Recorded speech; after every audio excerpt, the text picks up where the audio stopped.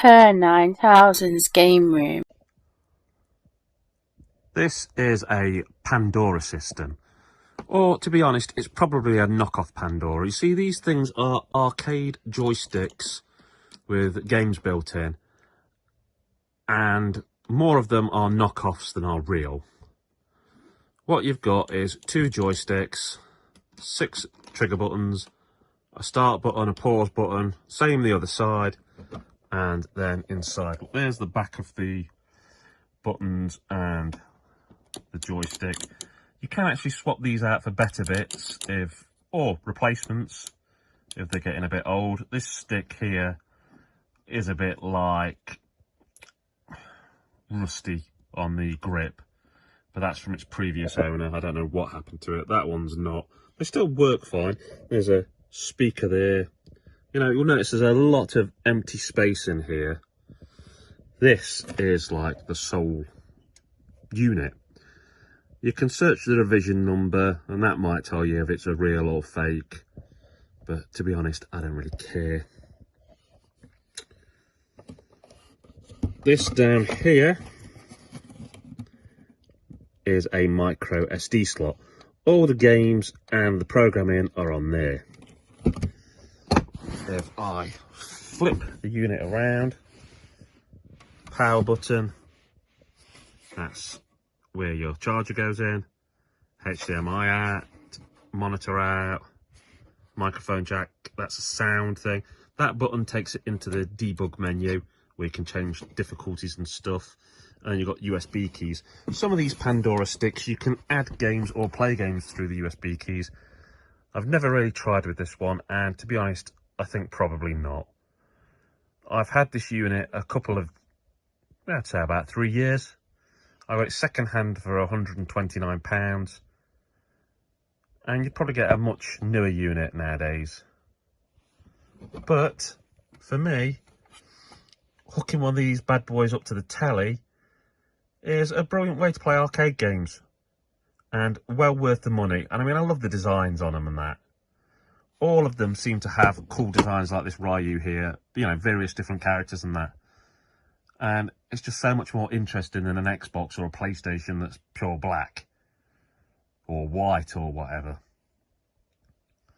Okay, now I will show you some of what's on this particular one. Okay, so here it is loading up. It says Pandora's Box 5S HD, but even the fake ones say Pandora's Box, so that's no real indication of anything. Now I'm just going to flick through some of the games quickly so you can see the kind of things that are on here. Now there is a little bit of repetition. There's some games that are clearly like ROM hack clones, and there are even a few games here and there that aren't actually arcade games, like Sonic the Hedgehog. The Mega Drive game is on here, but by and large there is a heck of a lot of games on here. If you are about my age and you went to the arcades a lot growing up, there is all sorts of things here that you will recognise, as well as probably some things you've never ever played or sampled before. The machine is supposed to have something like 999 games on it, but when you account for, we'll say, clones and stuff that probably isn't arcade, you still at least got a good like 800 games. Stuff like Aliens vs Predator, Street Fighter 2, Metal Slug. You know, you've been reading the list as it's gone up. Now, there's a heck of a lot on these sticks. You seldom get one that isn't full to the brim with stuff. And in this particular case, everything seems to work really well. Sometimes I've heard of accounts where later Mortal Kombat games and things have been put on, and the 3D ones don't work very well because there's not really enough power in the system for them. But that's not a problem I've come across here. Okay, so now I'll show you a game playing on the Pandora box. Now, it works darn well and it feels like you're in the arcade. This one's got 2 sticks, sometimes there's only 1 stick, but you have got the basis for an arcade machine here. If you plumb a decent screen into this, stand it on a cabinet, you'd hardly know that you hadn't got an arcade machine. Now, I've done lots of videos where I've gone to various seaside places and gone on all sorts of arcade machines, and I've always been looking for games with sticks.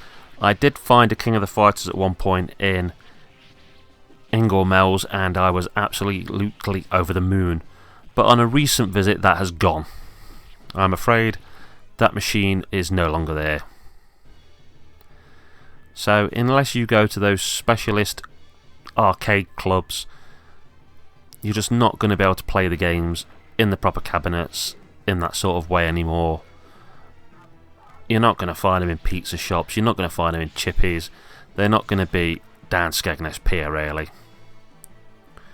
So it's one of the reasons I made this video, because I just advise people to stop looking.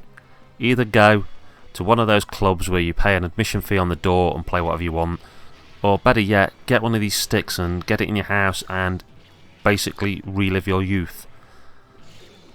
Not only have I got this one, I've got a one stick version which I got really cheap, and if you just want to play on your own, that's perfectly good for this sort of thing. But I thought I'd make this because I thought some people might not even be aware that these are out there. Okay, that's Kerr9000 signing off saying, carry on gaming, look after yourself and each other, laters taters.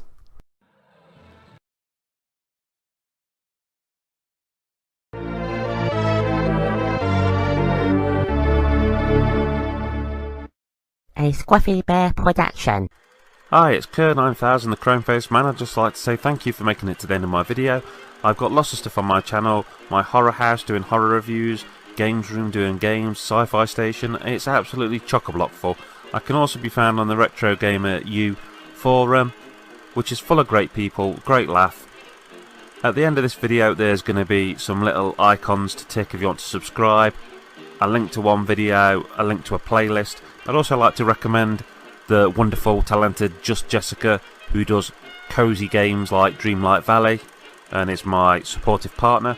Thank you ever so much once again for watching my video, and particularly if you follow me, thank you for all your support, and have a great rest of your day.